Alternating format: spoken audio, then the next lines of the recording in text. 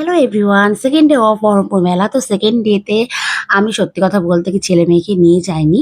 আমি একাই গিয়েছিলাম। আর এইখানে ওচ্চি আর আয়ুষ্মানের জন্য নাম লেখা দুটো আ মানে ওই চাবির রিং নিয়ে নিয়েছি। তো আয়ুষ্মানের জন্য নিলে কি করবে বলো তো?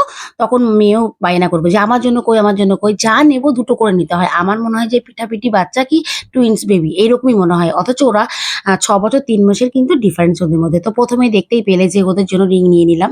তারপরে আমি ওই বেতের চেয়ারগুলো দেখছিলাম, দোলনাগুলো দেখছিলাম। ভীষণ ভালো লাগছিল। একটু ছবি কিনি আর না কিনি, তো ছবি আর ভিডিও তো বানিয়ে নিয়েছি। তো ভবিষ্যতে অবশ্যই কেনার ইচ্ছা রয়েছে।